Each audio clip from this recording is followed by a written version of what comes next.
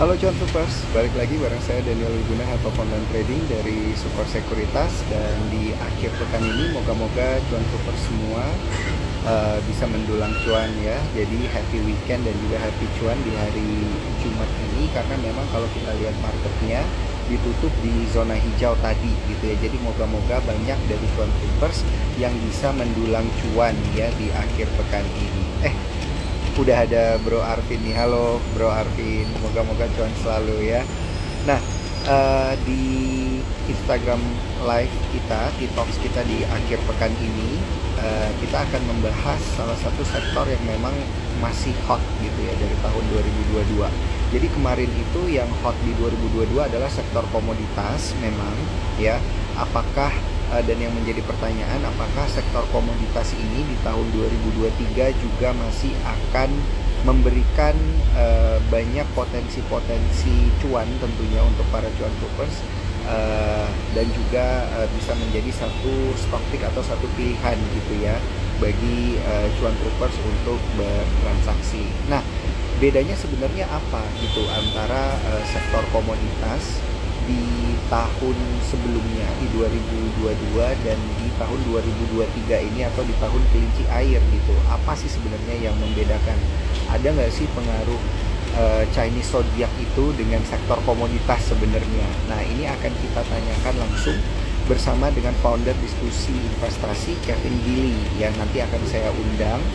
Dan sebelumnya saya ingin mengingatkan kepada para cuan troopers, jangan lupa untuk bisa bertransaksi dengan menggunakan aplikasi Spot by Super Sekuritas dengan cara download aplikasi Spot atau daftar melalui e-form.supersekuritas.com gitu ya. Thank you banget buat cuan troopers yang sudah bergabung di TikTok kita pada malam hari ini dan sudah bertransaksi dengan menggunakan aplikasi Spot.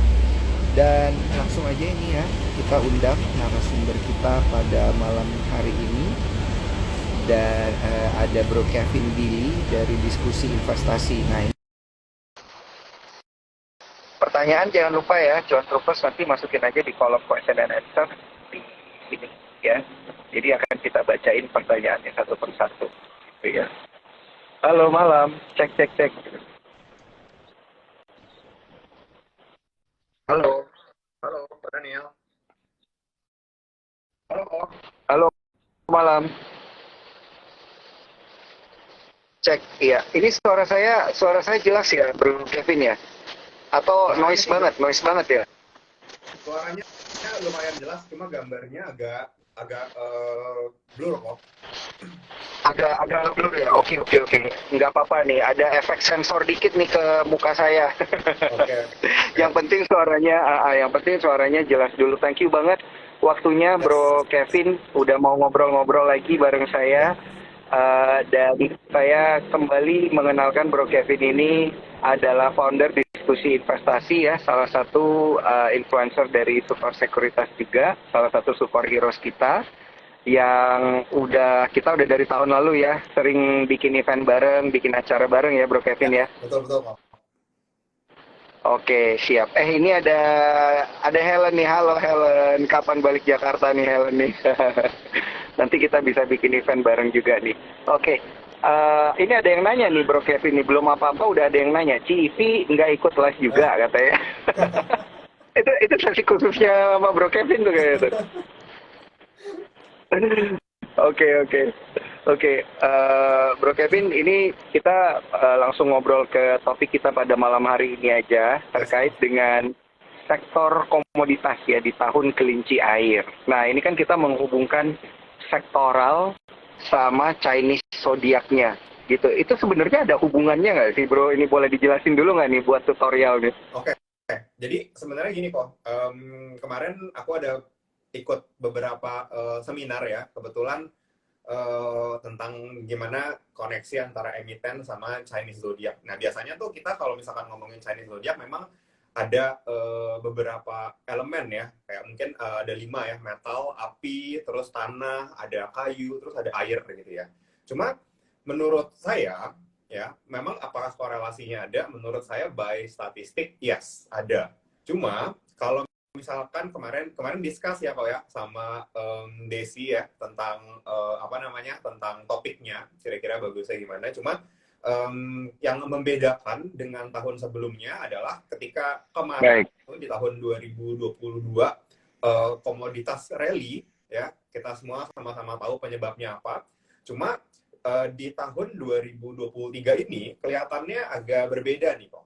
Karena kan kita bisa ngomong kalau misalkan makronya kenaikan harga komoditas itu bikin inflasi ya karena komoditas yang utama mungkin kalau bahan oil ya terutama oil terus batu bara dan lain-lain itu meningkat maka cost of production dari emiten-emiten yang kita tahu di bursa itu pasti akan meningkat juga. So kalau mereka mau marginnya tetap ada mereka akan naikin harga barang.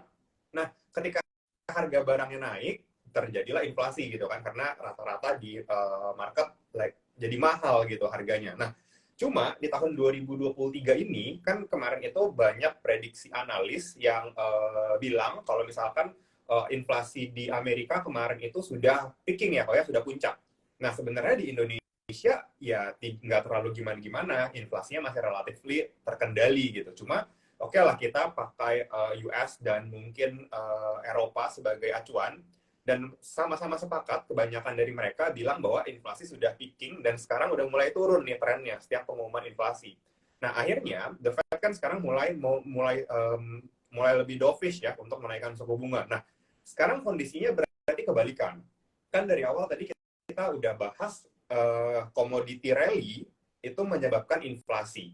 Nah berarti kita bisa tarik korelasinya juga kalau misalkan inflasinya mulai melandai berarti harga komoditasnya itu juga akan relatif lebih stabil atau mungkin malah akan turun.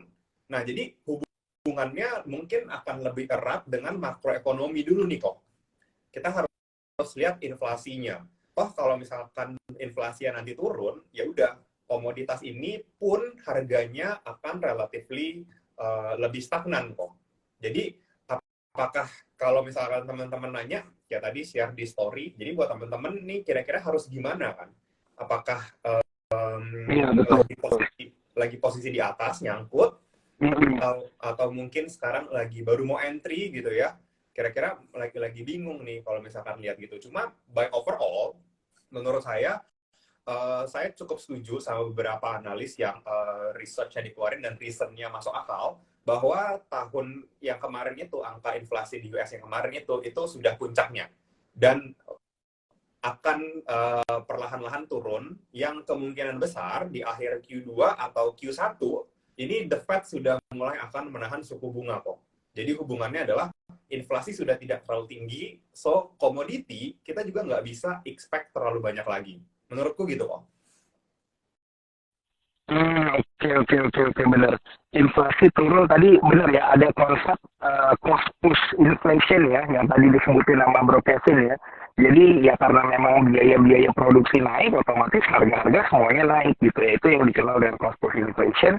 Sehingga nanti kalau tren inflasi ini sudah mulai melandai, suku bunga mulai turun juga dan lain sebagainya, itu harga komoditi juga ikut turun gitu ya, kurang lebih ya. Mungkin naiknya nggak akan kayak di tahun lalu kok, cuma nggak akan turun terlalu murah juga menurutku. Jadi akan stable, akan relatif stagnan. Iya. Oke.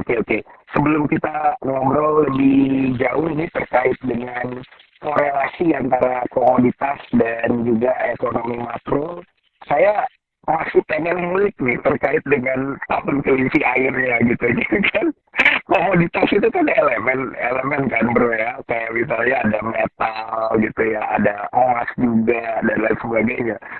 Sama tahun kelinci air tuh ada korelasi nggak sih? Ini pertanyaan lucu-lucu aja nih bro nih. Kita coba cocokologi dikit nih. Oke. Jadi kalau misalkan metal ya kok ya, kita ngomong kan ini kan tahunnya air ya kok ya. Sebenarnya kok ya. Nah biasanya betul. air ini kalau di Chinese zodiac itu air kan metal, terus ada api, air, kayu sama tanah. Nah di tahun air ini sebenarnya kita tinggal lihat kalau misalkan kayak gini deh. Kalau misalkan kita hubungin emiten-emiten yang elemennya air kok, yang zodiaknya atau kayak naturally elemennya itu air, itu nggak terlalu bagus kok.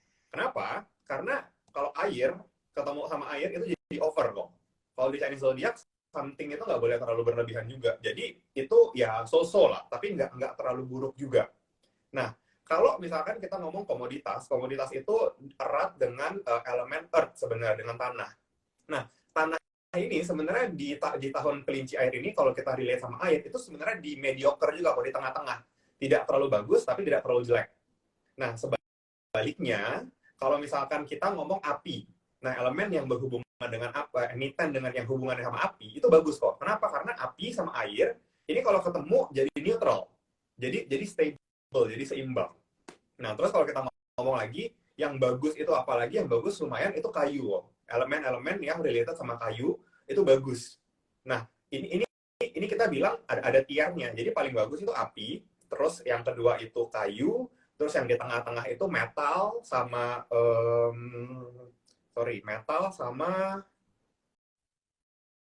metal aja. Terus yang paling buruk itu ada di api loh, metal sama air. Yang paling buruk itu api yang paling buruk itu ada di yang paling bagus api, yang paling buruk itu justru di metal ya, di tengah-tengahnya kok. Jadi kita kalau lihat kayak gitu mesti cari elemen yang relatively stagnan, yang relatively kayak compare, yang bisa stable tahun kelinci air ini. Cuma karena ini kelinci ya kok ya, ini kan kelinci itu identik dengan mamalia yang lucu, yang nggak agresif, nggak berbahaya, dan cenderung beranak terus nih kok. Nah, ini bisa jadi sign yang bagus juga nih. Jadi tahun ini ya mudah-mudahan equity kita bisa beranak juga nih, kayak kelinci yang beranak terus gitu kok. Amin, amin. Ada terminologinya ya, ada cerita-cerita kayak gitu. Ini menarik nih. Tapi amin banget, moga-moga bisa cuannya beranak pinak ya. Iya. Oke. Saya ingin memberitahukan ya informasikan kepada para cuan troopers kalau emang ini suaranya kedengaran agak kecil, mungkin boleh coba pakai headset supaya bisa lebih jelas gitu ya. Dengerin suara kita berdua. Thank you. Dan juga jangan lupa bergabung melalui ifong.sukorsecuritas.com. Oke. Thank you nih guidance-nya terkait dengan Chinese zodiac plus commodity. Nah, sehingga kalau kita fokus ya ke komoditi ya, bro, apakah masih ada di batu bara atau nikel atau emas atau yang mana nih komoditi, ataukah yang kayu-kayu? Kan yang berkaitan dengan kayu ada CPO tuh. Betul. Oke, jadi kalau misalkan kita lihat batu bara ya kok ya, sebetulnya batu bara ini lebih erat kaitannya dengan fire dan tanah. Kalau misalkan emitennya kita masukkan ke elemen itu. Nah, kebetulan ya api dan tanah ini, kalau tanah mediocre di tengah, tapi api lumayan oke nih. Nah, tapi sebenarnya kita nggak bisa cuma lihat dari satu sisi elemen aja sih kok. Jadi tetap kita harus combine juga dengan makronya. Nah, kalau misalkan tadi kita udah zoom in masuk ke emitennya dan sektornya, menurutku batu bara earnings-nya masih akan sangat-sangat tinggi kok. Karena average selling price mereka itu jauh di atas production cost-nya mereka. Itu masih, ya, earnings-nya masih akan bagus. Cuma yang perlu digarisbawahi di sini, itu adalah earnings growth-nya, itu mungkin udah nggak ada lagi. Jadi, tahun 2022 itu, yang kemarin-kemarin lagi bulan madu ini, menurut saya itu adalah peak-nya kok, titik puncak tertingginya. Jadi, apakah earnings masih akan besar? Masih. Cuma growth atau enggak, itu menurut saya udah lumayan susah. Jadi yang dikhawatirkan nih earnings growth. Nah, sekarang teman-teman banyak ngobrol sama teman-teman analis dan fund gitu ya. Mereka itu sekarang ini sangat-sangat sensitif dengan fundamental kok. Jadi once nggak growth ya, earnings-nya turun, nggak gitu bagus ya, padahal masih tinggi. Cuma karena nggak growth, itu mereka bisa nggak suka. Jadi benar-benar kita teman-teman di sini yang trading ya, yang pakai flow, itu pasti akan fokus banget untuk melihat nih ada flow gak nih, ada smart money, ada big money gak nih masuk. Nah mungkin nanti di tahun ke depan, di tahun ini, flow-nya itu sudah tidak akan terlalu besar lagi ke batu bara kok. Jadi potensinya apakah masih ada? Yes, masih. Dari earnings yang akan diresultkan ke dividen. So, buat teman-teman yang memang mau ngincernya dividen, yes, masih akan besar. Cuma, buat yang ngarep capital gain-nya tinggi banget, kayak tahun lalu, naik berkali-kali lipat, itu menurut saya personally, sejauh ini, saya nggak ngelihat itu kok, di batu bara. Oke, oke, oke. Udah bukan batu bara lagi, kecuali ngejar dividen, Yes. gitu ya maksudnya ya? Kecuali ngejar dividen dengan earnings yang besar ya, karena earnings-nya masih akan bagus. Oke, oke, oke. Wah, ini insight menarik banget ini. Berarti itu karena memang udah ada faktor pemulihan ekonomi dan lain sebagainya gitu ya. Makanya dia kayak gitu. Nah, betul. Faktornya sih Tapi, sebenarnya apa? Maksudnya kemarin kan kita banyak ngobrol isu ketika China reopening, maka harga komoditas akan tinggi lagi karena ada demand nih di China. Cuma jangan lupa ketika betul, China reopening, itu semua sektor dia reopening. Artinya sektor coal mining mereka itu juga reopen. Nah, memang demand-nya bakalan lebih tinggi, tapi supply batu baranya juga akan tinggi dari internal China-nya. Jadi China-nya bisa ngambil dalam negeri gitu loh, sama company mereka sendiri. Oh, paham, paham. Jadi demand-nya dia yang ambil di Indo, ya bisa aja menurun gitu ya. Karena mereka di sana genjot produksi juga ya. Karena mereka reopening juga nih coal mining-nya dan mining di sana semua Betul, reopening. betul. Betul. Nah, yang lumayan bisa mempengaruhi itu sebenarnya adalah Australia ya, ban dari Australia yang ke China. Itu kan sebenarnya kemarin itu sempat jadi booster, tapi sekarang katanya sudah mau dinegotiate. Makanya harga coal-nya kemarin turun lumayan dalam ya kok ya, satu hari bisa 11-13% gitu kemarin. Jadi beberapa penyebab terakhir ini sih yang menyebabkan harganya menurut saya tidak akan all time high lagi coal-nya. Akan masih tinggi, tapi tidak akan all time high lagi. Iya, iya, iya, iya, iya, iya. Oke, berarti kemarin ketika call 400 udah itu yang tertinggi lah ya. Yes, menurut saya itu peak-nya sih. Oke, oke, oke. Menarik, menarik, menarik banget nih. Nah, sebelum kita lanjut lagi, saya informasikan kepada Cuan Troopers, ada Cirita. Halo, malam Cirita. Semoga sehat dan cuan selalu. Oke, saya informasikan kepada para cuan troopers ya. Tadi soalnya ada yang nanya nih, kalau telat gimana? Kita akan save di Instagram Support Sekuritas. Termasuk kita juga karena udah multi platform, nanti kita akan share via YouTube dan juga Spotify. Jadi lengkap ya.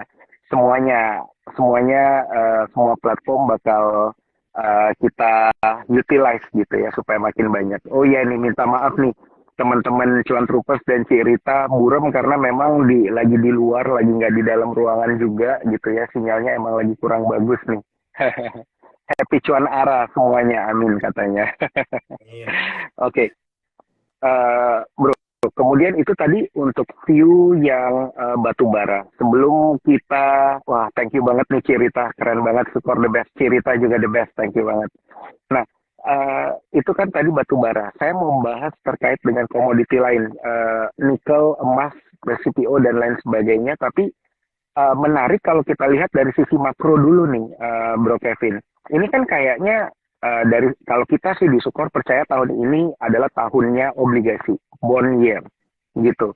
Nah, berarti equity-nya bakal lesu-lesu mulu dong ya ini ya kalau kita lihat ya di tahun kelinci air ini. Komoditi juga bakal ya tadi Bro Kevin udah bilang bakal batu bara nggak bakal peaking lagi malah menurun. Equity secara keseluruhan juga apakah akan seperti itu gitu? Oke. Kalau untuk tahun ini, apakah beli bond itu sangat menarik? Menurut saya personally juga yes kok, setuju kok.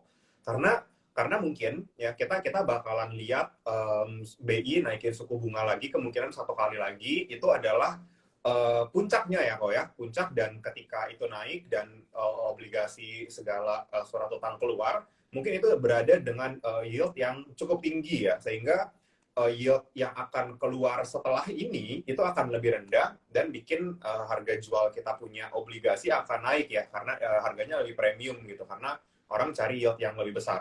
Nah, cuma apakah stock market akan relatively stagnan?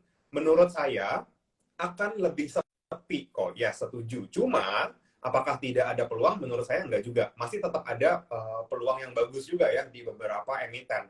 Nah, mungkin tadi kalau Daniel sempat sebut metal gimana nih? Apakah gold gitu kan atau nickel gitu ya kok ya? Mungkin menurut saya tahun ini yang cukup menarik itu adalah gold ya, karena harga goldnya juga sudah lumayan bagus ya, udah lebih stable dan menurut saya masih akan berpotensi naik ya buat goldnya. So mungkin teman-teman di sini boleh lihat ya emiten-emiten yang related sama gold. Terus kalau nikel gimana? Nikel, timah dan lain-lain gitu ya. Kita kan tahu ya kalau misalkan sekarang ini memang majority supply mereka masih untuk construction ya. Artinya untuk yang kita harapkan itu kan sebenarnya EV ya, EV yang dipakai banyak orang dan itu bikin demand baru. Nah, itu sampai sekarang sih masih belum terlalu signifikan ya untuk ke seluruh penggunaan nikel. Sekarang masih majornya ke konstruksi. Nah, sekarang yang jadi menarik adalah konstruksi itu, kebutuhan nikel untuk stainless, untuk aluminium yang konstruksi, itu tidak akan berkurang karena mau bagaimanapun ya pembangunan itu masih akan ada dan ya kita ekspor itu masih akan bagus. Nah, artinya demand yang sebelumnya itu tidak berkurang, tapi kita kedapatan demand baru nih untuk bikin battery. Jadi ini adalah real demand yang benar-benar nyata gitu. Karena sekarang ini persentasenya masih kecil sekali. Nanti kalau misalkan ada tambahan dari EV, itu malah benar-benar bakal menarik gitu buat ke sana. Karena kebutuhan untuk konstruksinya nggak turun nih. Kan orang nggak mungkin berhenti bangun juga kan. Nah, itu yang justru nanti bakalan menarik. Cuma mungkin tidak dalam jangka waktu yang pendek lah. Mungkin kita akan lihat view-nya 1, 2, atau 3 tahun ke depan kok kelihatannya. Untuk lebih menariknya nih di nikel-nikelan. Tapi kalau untuk gold, menurut saya momentumnya di tahun ini cukup oke ya. Mungkin sampai sekitar Q2 atau Q3 menurut saya masih menarik. Oke, thank you banget nih. Langsung dijawab nih untuk yang metal-metal seperti apa gitu ya. Nanti view-nya juga bakal kayak gimana. Tentu kita akan bahas juga nanti dari sisi emitennya yang mana yang menarik, yang perlu diperhatikan, apakah kita perlu front run, beli lebih dulu gitu ya, atau nanti kita tunggu momentum aja. Nah, tapi kalau terkait dengan komoditi, ini kita masih muter-muter di komoditi lagi nih bro. Yang kayu-kayuan gitu, kayak CPO. Ini atau mungkin ya emiten kan ada emiten kayu juga gitu ya, sektor emiten yang ya memang bisnisnya kayu gitu. Nah itu gimana tuh? Silakan bro. Oke. Untuk saya kok ya, menurut saya untuk CPO sebetulnya ini udah cukup menarik kok, karena harganya sudah lumayan murah ya, dan kita lihat harga acuan CPO ini juga lumayan menarik ya, udah mulai kasih pattern yang bullish nih kok. Nah cuma sulitnya adalah kalau CPO itu kita tahu ini kayak CPO adalah kebutuhan banyak orang di Indonesia yang berhubungan langsung sama perut nih kok. Nah, ini tuh kelihatannya susah. Kalau misalkan kita ngomong gitu, kalau pemerintah udah ngurusin perut rakyat, itu udah susah. Karena mau nggak mau, pemerintah bakalan provide untuk rakyat supaya nggak rame nih, supaya nggak jadi masalah. Jadi ketika CPO-nya lagi tinggi, gitu ya, mungkin mahal produksinya ini itu, dihajar kok, harga minyaknya jualnya dibatasi sama pemerintah. Ya pusing tuh emiten-emiten itu tuh jadinya. Jadi agak-agak susah. Jadi gini, rules-nya kalau saya kok ya, 2, jangan lawan emiten kalau masalah guyur-guyuran barang, sama jangan lawan pemerintah kalau soal kebijakan. Kalau menurut saya yang karena itu susah, kita susah prediksi. Apalagi ya kita di satu sisi ngerti juga pemerintah mikirin perut rakyatnya. Jadi ya nggak bisa di gimana-gimana. Cuma menurut saya sudah cukup menarik. Cuma mungkin upside-nya tidak akan terlalu besar. Jadi once ketika muncul harga barang udah mulai naik, kita ngelihat pemerintah udah mulai akan intervensi, ya udah itu momen untuk take profit. Menurut saya mainnya lebih pendek sih kok. Harus lebih selektif lah timingnya untuk CPO. Iya, benar juga ini. Ini yang kadang mungkin dilupain oleh para cuan troopers juga ya. Benar sih, saya juga setuju. Kalau memang ini kan kalau pemerintah pasti sifatnya akan memprotek rakyat gitu ya. Kalau udah untuk kepentingan orang banyak, ya mau nggak mau nggak ada yang bisa ngelawan lagi ya bro ya. Iya. Paham. Oke. Berarti untuk CPO sendiri di tahun ini bisa kita bilang ya ini masih wait and see atau akan lebih banyak lesu nih di 2023? Oh, Kalau saya Mm-mm. cukup suka kok sama CPO. Cuma balik lagi mainnya kita nggak bisa ngarepin dia akan naik terlalu tinggi sampai Pendek aja 80%. ya berarti. Ya, Heeh. nggak kita nggak ngarep dia kayak komoditas yang lain nih kok ketika Mm-mm.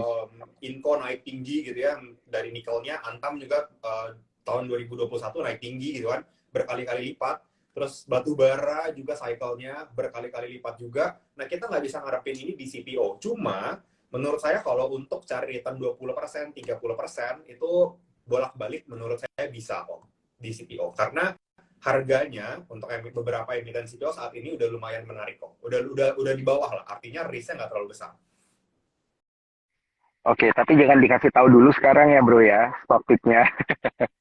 Belakangan supaya penasaran dan mungkin kalau pengen tanya lebih jauh, lebih banyak ya detail terkait dengan emiten-emitennya, nanti mungkin kita nggak akan bisa pasti bahas secara keseluruhan karena waktunya terbatas.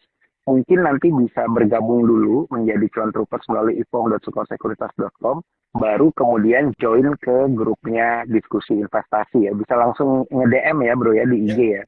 siap. Bisa kok.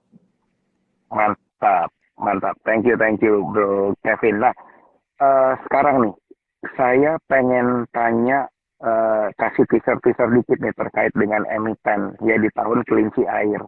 Apakah benar komoditas itu yang menjadi banyak stock pick-nya dari diskusi investasi ini? Atau sebenarnya ada sektor yang lebih menarik nih? Kita masih betting on big banks karena kan suku bunganya masih naik. Silakan gimana nih? Yes. Setuju kok. Kalau misalkan kayak gini kok, contohnya ya, setuju juga ya sama Ko Daniel ya. Kalau rekom big banks tuh cukup menarik karena kayak contohnya ini misalkan BCA gitu ya, BCA deh. Misalkan dia kasih lending 700 triliun deh misalkan dia kasih. Terus anggaplah suku bunga dan dia kasih ke nasabah itu selisih marginnya spreadnya nambah 1% aja. Kita hitung-hitungan ininya aja ya kok ya, pasti ya 1% dari 700 triliun dia udah dapat ekstra cuan 7 triliun tuh kok. Jadi sesensitif itu. Kalau misalkan kenapa Pak Daniel ngomong big banks? Karena menurut saya salah satu ininya adalah karena mereka lendingnya itu besar sekali. Jadi keratusan triliun ketika ke hit margin mereka dapat 1% atau 1,5% ekstra, itu cuannya udah pasti bakalan banyak, udah bakalan signifikan loh. Kayak kita lihat kan kemarin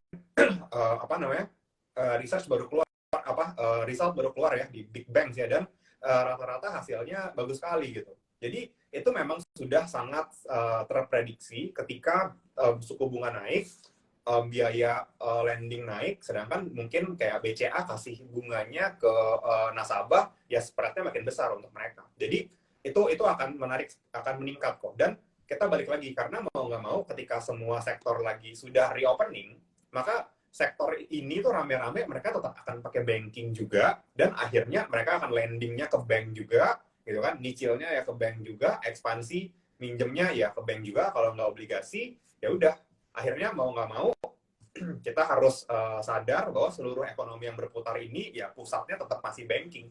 Jadi banking akan tetap bagus ketika ekonomi mulai berjalan lagi kayak sekarang, gitu kok. Oke.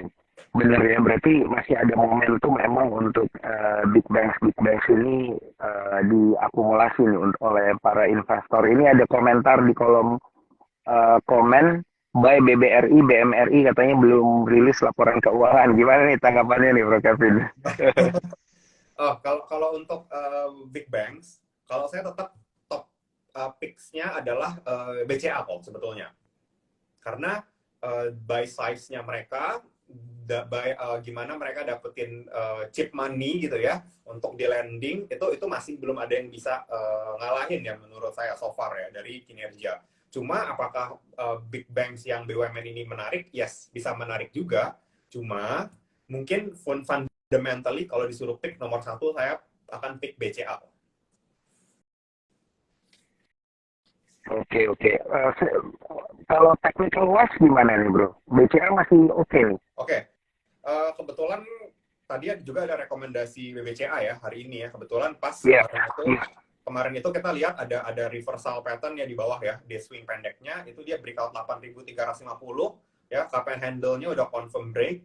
Terus hari ini gap up dan ya menurut saya kok ya, kalau untuk sudah seperti ini kita harus lebih hati-hati lah. Mungkin menurut saya mungkin bisa buy on weakness aja. Kalau misalkan udah muncul gap up kayak gini jangan dikejar. Kalau saya prefer kalau belum ngambil barang mungkin antri lagi lah di sekitar 83 sampai 84. Menurut saya itu cukup menarik untuk trading jangka pendeknya. Oke. Di 83, 84 ya, di note nih Cuan Troopers, jangan lupa ya. Buat kalian yang telat nontonnya, jangan lupa untuk nonton via Instagram Support Sekuritas dan juga lewat YouTube dan juga Spotify karena kita udah multi platform. Oke, itu terkait dengan big banks. Nah, kalau kita geser sedikit nih, kita bandingkan komoditi dengan big banks. Kalau dengan consumer gimana? Dan otomotif, karena kayaknya belakangan udah mulai bangkit-bangkit juga nih. Ya, Silakan. oke. Kalau misalkan kita ngomongin consumer, ya sebetulnya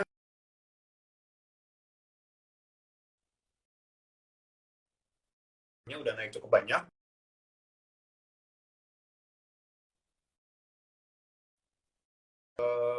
Konsumen ya kayak kita, jadi ya harga naik ya udah kita nggak akan pindah produk, nggak akan pindah barang karena kita ngerasain juga semua barang naik, jadi wajar lah misalkan produksi dari consumer goods itu naik gitu. Nah sekarang yang akan agak jadi sentimen bagus itu adalah di consumer sebenarnya by statistik ya kok ya, menjelang tahun pemilu yang outperform yang bagus itu adalah saham-saham consumer karena di tengah ketidakpastian gitu ya, orang-orang masih belum tahu siapa yang menang, nanti kebijakannya gimana. Dan kita tahu fund manager tetap harus menempatkan alokasi dananya, reksadana saham, 80% harus tetap di stok, harus tetap di saham. So, mereka akan parkir ke defensive sector. Nah, contohnya consumer goods. Makanya itu yang jadi faktor consumer goods ini bagus setiap mendekati pemilu. Ya sebenarnya fund manager lagi dalam tanda kutip mengamankan lah.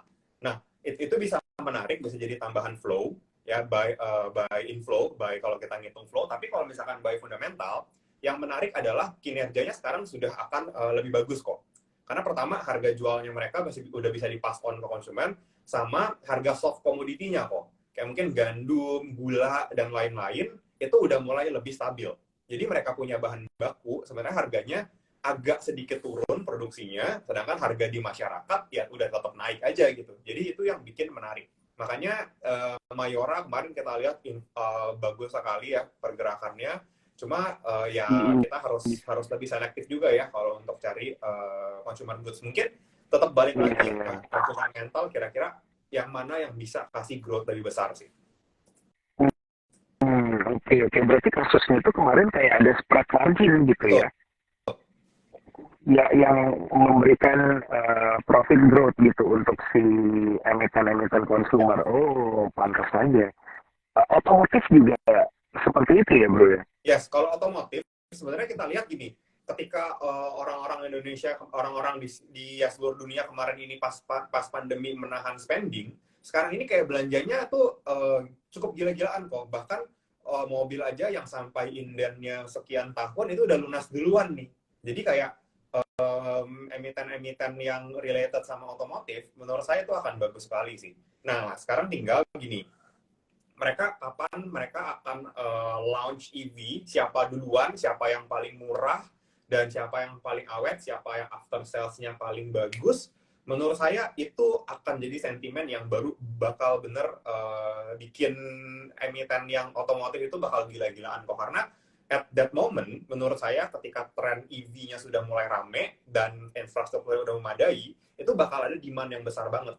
Jadi mungkin kita bakal rame-rame kayak serentak gitu loh, karena kayak tren kan, sekarang listrik, nggak kena ganjil genap, ya, parkirnya juga spesial gitu, deket colokan, deket pintu masuk, cost juga jauh lebih murah gitu ya, bensin lagi mahal. Menurut saya itu bakal jadi demand yang tinggi. At least beberapa tahun mereka akan stagnan dan stable growth. Cuma momennya nanti ketika mereka rame-rame udah keluarin EV-nya dan udah lebih bagus infrastrukturnya. Jadi mungkin menurut saya itu lebih takes time kok. Kayak mungkin ya udah kita harus tunggu mungkin momentumnya apakah tahun depan atau 2 tahun lagi.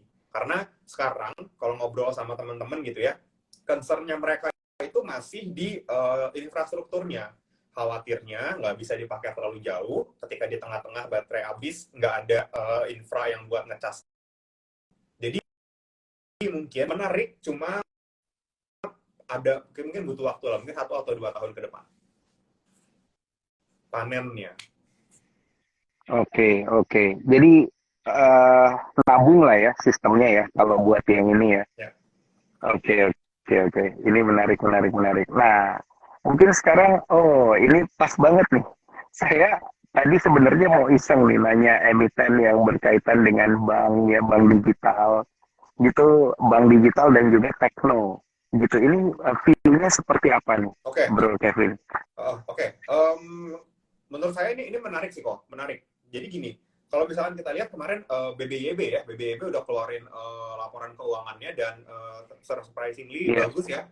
Dan kita mungkin bisa lihat ketika sektor yang sangat terpuruk, kita tahu tahun lalu tech sektor itu ya, tech dan digital banking itu sangat-sangat kehajar ya, karena masa-masa inflasi itu bukan masa-masanya mereka, bukan masanya cheap money. Dulu mereka dapat cheap money gampang gitu ya ketika 2020-2021. Cuma ketika masa-masa inflasi ini mereka nggak bisa kayak gitu lagi. So sektor itu, satu sektor, whole sektor itu kegebuk. Jadi kita nggak ngomong cuma e-commerce-nya, digital banking-nya, even transportasi si e-commerce-nya di si ASA nih ya, itu kegebuk juga, kehajar. Ya karena habit orang yang udah biasanya online sekarang mau mulai offline lagi, so jumlah paket yang diantarin per harinya itu drop lumayan jauh, so harganya drop. Nah, sektor yang paling kehajar karena turunnya dalam banget, ketika once kebijakan berubah, itu bakal boost-nya tuh bakal kencang banget kok. Jadi yang turun dalam pasti naiknya akan cepat juga tinggi gitu, karena kebijakannya berubah. Kalau misalkan inflasi tinggi, tech jelek, nanti ketika inflasinya mulai melandai, suku bunganya mulai the Fed mulai pivot, itu tech itu pasti naiknya kencang juga, kan paling kencang menurut saya. Karena kita lihat kemarin ya, bisa naik belasan persen, volumenya tinggi, padahal makronya kita belum lihat data realnya sudah kayak begitu, belum. Cuma itu sudah akan terjadi duluan. Biasanya lah price action, market itu akan bergerak duluan. Nah, ini bisa jadi sign bahwa orang-orang itu spekulasi ya, percaya bahwa inflasinya sudah bakalan lebih terkendali, suku bunga udah mulai akan lebih dovish gitu ya. So, ini menurut saya di tahun ini justru menariknya ke transport dan tech kok, potensinya, makronya. Oke, transport dan tech ya justru ya. Karena Oke, oke. Transport ini, ya silakan, silakan. Karena contohnya kayak ASA ya kok ya. ASA mungkin kita lihat dia dari harga 3.000 gitu ya, 3.000 lebih balik ke harga 600, itu kayak kayak itu udah kayak kehilangan market cap atau kehilangan valuasi mereka itu sekitar 70%-an gitu. Nah, sedangkan ya apakah mereka benar-benar akan kehilangan 70% income atau revenue mereka? Menurut saya enggak. Memang akan ada penurunan. Cuma balik lagi nih kayak tadi kita awal ngomong, fund gitu ya atau smart money itu bener-bener lagi back to fundamental kok. Jadi once earnings jelek, udah dihajar, dihabisin semua, dibuang, dia nggak mau pegang. Nah, menurut saya udah cukup murah lah menurut saya untuk teknologi sama transportasi di harga sekarang ini. Termasuk bankingnya, digital bankingnya. Jadi kalau misalkan mau punya apa stock, kalau misalkan toh tahun ini mungkin khawatirnya resesi, khawatirnya ekonomi mulai melambat. Kalau misalkan mau punya alpha stock yang return-nya cukup besar gitu ya, menurut saya potensinya ada di tech atau transport. Oke. Jadi transport logistik yang itu termasuk juga nggak yang turunan dari emiten komoditi? Kan emiten komoditas pasti bakal sewa kapal dong ya untuk kirim batu bara mungkin atau nikel gitu. Apakah seperti itu nih Bro Kevin? Oke, untuk seperti itu menurut saya tidak akan terlalu signifikan. Apakah mereka akan naik earnings-nya? Menurut saya mereka akan naik earnings-nya by volume kok. Kalau volumenya tinggi, yes bisa naik. Cuma sekarang harga untuk transportnya itu memang sudah tidak setinggi pas COVID. Nah, kenapa? Nah, sekarang pertanyaannya kan gini, kenapa pas COVID itu harga shipping itu mahal? Karena gini, ketika lockdown, itu demand turun. Ya mau kirim barang apapun ya, mau kirim komo, mau kirim kontainer barang gitu ya, itu demand-nya turun. So kadang-kadang shipping itu kapal itu jalan dari Indo ke China contohnya itu nggak full. Nah sedangkan bensinnya biayanya yang harus di ini tuh ya full. Jadi mau nggak mau karena muatan mereka nggak full itu mereka akan meningkatkan harga transportnya untuk menjaga revenue mereka. Nah sekarang dia punya kontainer udah mulai full nih. Nah akhirnya sekarang harganya udah akan relatif lebih bersaing kok. karena makin banyak company shipping ini ya udah mau nggak mau mereka harus melihat kanan kiri harga mereka berapa. Kalau satunya ngekat ya mau nggak mau yang lain juga ikut-ikutan ngekat nih supaya jangan sampai mereka nggak dapat projectnya. Menurut saya earnings-nya tidak akan terlalu signifikan meningkat. Yang berpotensi meningkat itu kalau misalkan dia shipping-nya itu shipping by volumenya naik. Oke, paham. Iya, jadi tidak serta-merta lah ya, kita bisa bilang ya, ngomong transport semuanya bakal naik atau gimana, ya kita harus melihat nature bisnisnya juga seperti apa. Kalau Wah, saya insight-nya, iya. kalau yang saya bilang cukup menarik itu sebenarnya transportnya lebih kayak Bluebird ya, Bluebird atau Asa. Menurut saya dua barang ini lumayan menarik karena ada cerita potensi ya, the growth atau kinerjanya semakin bagus di tahun ini. Iya benar sih karena semenjak Pak Jokowi bilang bahwa PPKM sudah tidak berlanjut lagi ya, kayaknya transportasi jalanan juga jadi pada macet ya, mobil jadi makin banyak dan lain sebagainya. Ya angkutan orang lah ya ini yang kita bilang ya, yang menarik untuk diperhatikan. Oke. Thank you banget. Tadi udah disebutin ada Bluebird, ada Asa. Mungkin kita bisa ngelihat dari sisi technical wise-nya sekaligus ini, Bro Kevin, silakan. Oke, boleh. Bluebird cukup menarik ya beberapa hari ini. Flow-nya lumayan besar. Cuma mungkin kita bakalan lihat dia akan sedikit kepentok di area resisten ya. Udah nggak jauh, di area sekitar 1.700 sampai 1.750. Jadi sekarang ini sudah mendekati resisten. Nah, untuk teman-teman yang memang mau entry, mungkin boleh nanti ya tunggu agak koreksi ya di sekitar 1.500 ya, 1.500 sampai 1.510, atau teman-teman yang cukup agresif bisa buy on breakout ya ketika si Bluebird ini udah mulai relatively stable main di sekitar 1.750 sampai 1.800 ya. Baru dia berhasil bikin higher high dan arahnya berpotensi lanjut ke atas. Jadi untuk sekarang opsinya adalah buy on breakout ya 1.780 atau mungkin 1.800 gitu ya, stable di sana baru entry, atau nanti nunggu lagi buy on weakness di sekitar dekat-dekat 1.500 kok. Pilihannya ada dua itu. Oke, menarik. Thank you Bro. Nah, mungkin sekarang saya bisa pilih pertanyaan menarik juga ini dari Cuan Troopers yang beruntung untuk dijawab. Nah, ini balik ke komoditas kita ini. Kita lihat dari sisi teknikalnya dan juga dari sisi emiten. Boleh mungkin nih dijawab nih Bro Kevin, silakan. Harum katanya. Harum. Ya, view untuk Harum Energy. Oke. Harum beberapa hari terakhir ini kepentok resisten lagi dan memang belum bisa break ya. Mungkin kita bisa bilang 1.800 jadi area yang penting harus ditembus, dengan supportnya itu kurang lebih ada di area sekitar 1.470. Jadi kalau misalkan kemarin ini udah reversal ya, kemarin memang udah kelihatan confirm bentuk swing high, so potentially dia akan koreksi dulu. Koreksinya kemana? Menurut saya kita boleh antri untuk buy on weakness itu mulai dari sekitar 1.500 sampai 1.480. Itu best buy-nya.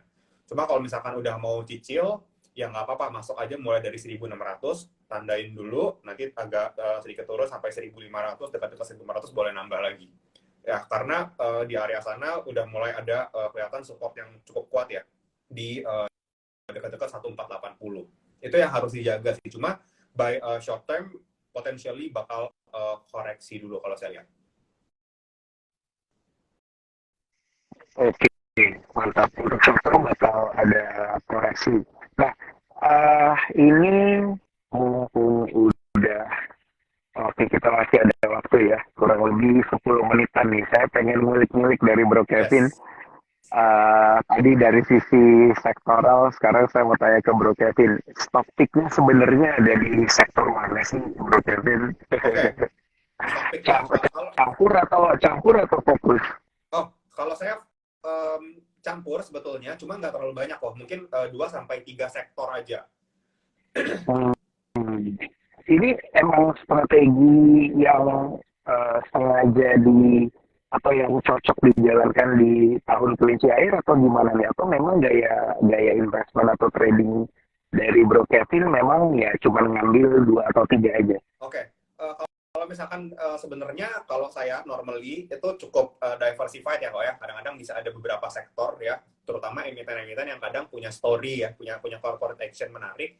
Cuma balik lagi di tahun depan 2023 itu kita harus jauh lebih selektif sih kalau menurut saya. Jadi kita nggak bisa punya terlalu banyak sektor. Jadi fokus aja ke memang sektor yang disupport sama makro nih kok. Jadi mungkin kalau Daniel tanya tahun depan saya fokusnya di sektor apa? Kalau saya fokusnya di tech sama transport, itu yang pertama. Terus yang kedua itu saya cukup suka metal ya kok ya, metal-metalan related, dan juga metal-metalan tadi story-nya udah tahu ya, kalau misalkan gold ya udah kita manfaatin memang kenaikan harga goldnya. Terus kalau untuk metal-metalan yang nickel atau EV related, kita manfaatin kalau memang EV-nya bakalan jalan di tahun ini. Cuma kalau misalkan itu lambat dan kelihatan nickel price-nya nggak kemana-mana, ya udah berarti porsinya ke sana jangan terlalu banyak dulu untuk tahun ini. Nah, terus yang menurut saya yang ketiga agak menarik adalah retail kok sebenarnya, retail sector nih. Kayak misalkan Nah, ini yang kelewat tadi nih, yes, retail. ya, retail sector justru menurut saya ini potensinya cukup menarik. Kenapa? Kayaknya contoh ya, saya sebut emiten kayak Asus ya. Asus menurut saya di tahun 2022 kemarin harganya turun banyak gitu ya, sampai ke 300-an. Itu dengan earnings yang tidak terlalu bagus, ini adalah low base menurut saya. So, ketika earnings 2023-nya result-nya keluar dan naik, ya, itu akan dihitung sebagai growth karena compare tuh tahun 2022. Apakah sudah akan balik ke tahun-tahun 2018-2019? Menurut saya tahun ini belum, cuma ada potensi ke sana.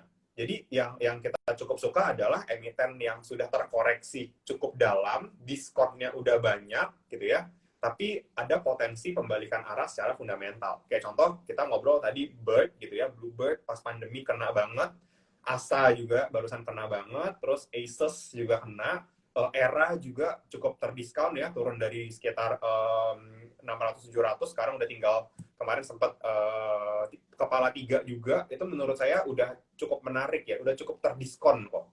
Jadi saya akan fokus ke emiten-emiten seperti itu dengan margin of safety dari hitungan valuasi yang cukup dalam ya. So, makanya tadi kita bilang 2023 harus cukup selektif secara valuasi. Kalau nggak murah, kalau cukup nanggung, ya saya bakal pilih yang lebih murah lah, supaya reward dan risk-nya itu lebih bagus kok. Kalau saya lebih fokus ke sana.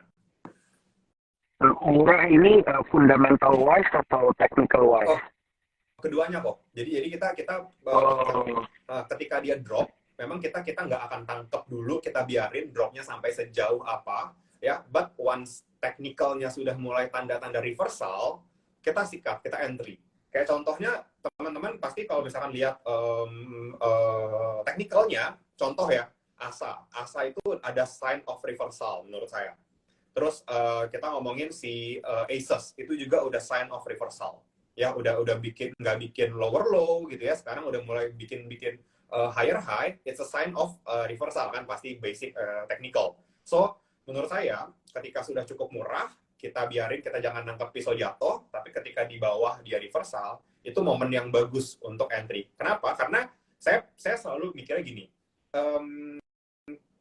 yang bisa bikin kaya dari pasar, dari market, itu adalah market crash sebenarnya. Jadi once market crash, kita entry, once dia reversal, kita cuan banyak.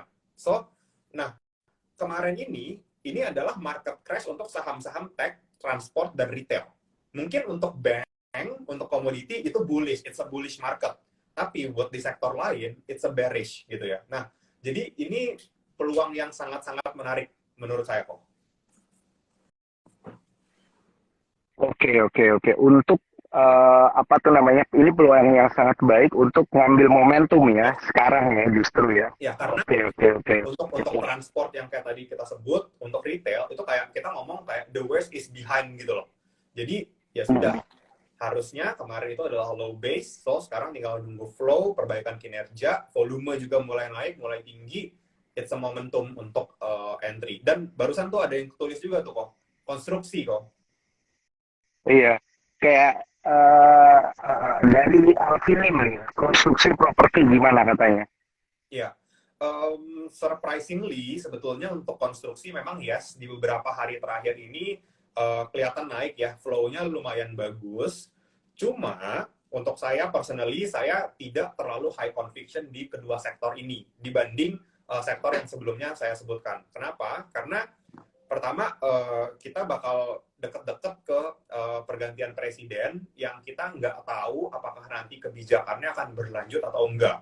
Jadi menurut saya untuk cerita by makro by mikronya, saya belum ketemu hal yang cukup meyakinkan saya untuk kedua sektor ini. So jadi just trade aja ketika volume ada new high breakout, ya udah ikut aja karena toh sudah terkoreksi lumayan dalam juga untuk di konstruksi terutama gitu kok. Oke, ini ada Cuan Troopers juga yang nanya kembali terkait dengan konsumer dan BBYB. Ini tadi udah kita bahas. Jadi untuk tahu jawabannya jangan lupa diputar ulang aja Instagram live kita di Instagram Super Sekuritas karena selain itu kita juga udah ada di YouTube dan juga di Spotify. Nah, ini untuk oke, karena waktunya hanya tersisa beberapa menit ini, Bro Kevin, saya mungkin habis ini akan nanya satu pertanyaan terakhir. Namun sebelumnya saya kembali ingetin untuk para cuan troopers dapat bertransaksi dengan menggunakan aplikasi Spot dengan cara download aplikasi Spot by Super Sekuritas dan daftar melalui ipom.supersekuritas.com. Kalau mau nanya lebih dalam terkait dengan emiten, view technical dan fundamental, jangan lupa langsung follow Instagram Diskusi Investasi, langsung di DM aja ya Bro Kevin ya, karena Ya, pasti akan fast respon. pasti.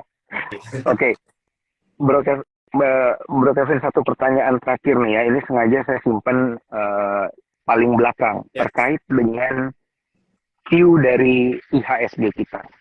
Karena kita itu udah sama-sama sepakat nih. Santa Claus Rally nggak ada. Januari Effect apalagi gitu ya. Ya ini udah sisa berapa hari lagi nih sampai ke tanggal 1 ya. gitu ya.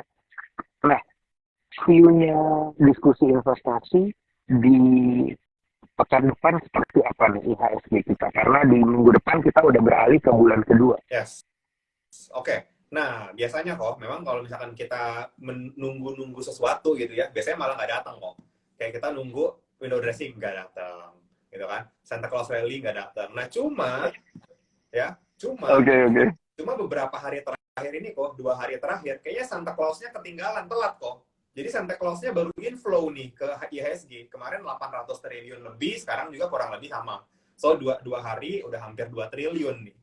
Jadi, kelihatannya ini momen yang menarik ya untuk IHSG, karena padahal sekarang kita lihat kalau by technical, saat ini IHSG lagi di resist nih, 69 sampai 6950, itu resisten ya. But, saya bisa menurut saya ketika 69-6950 ini break, menurut saya IHSG arahnya bisa ke atas lagi. Mungkin kita bakalan lihat IHSG sampai ke 7090 sampai 7100 lagi kok. Jadi momen-momen ini adalah momen-momen krusial ya beberapa hari ke depan ya. Teman-teman bisa lihat 6900 sampai 6950. Cuma kalau lihat inflow asing yang masih terus masuk, menurut saya 70% itu potensinya bisa break. 7.000, sorry, 7.000 berapa tadi potensi bisa break, Bro? 6950 kalau misalkan itu break. 6950. Ya, kalau misalkan itu break arahnya bisa ke 7090 sampai 7100 kok untuk di 1 minggu depan. Wah, oke. Moga-moga ini flow-nya tetap bagus ya. Yes. Buat IHSG kita. Jadi dana asing, smart money, big fund itu nggak cuma taruh duitnya di obligasi ya, bisa mulai berani lagi kembali masuk ke equity untuk meramaikan transaksi di indeks harga saham gabungan kita. Oke, kalau gitu thank you banget view-nya, sektornya, ada view sektor, insight sektoral, dan juga emiten. Thank you banget ini Bro Kevin. Thank you kok. Luar biasa, gila. Sejam nggak berasa nih ngobrol sama Bro Kevin. Thank you banget. Thank you. Dan juga saya juga ingin mengucapkan terima kasih untuk Cuan Troopers yang sudah menyaksikan pada malam hari ini. Jangan lupa tetap saksikan P-Talks ya tiap Selasa dan juga Jumat karena narsum-narsumnya pasti bakal kece-kece kayak Bro Kevin. Thank you banget ya Bro Kevin. Thank you, Akhir kata, thank you teman-teman Troopers semua. baik, saya Daniel Wiguna juga, thank you. Saya pamit undur diri, sampai jumpa di TikTok selanjutnya. Bye-bye.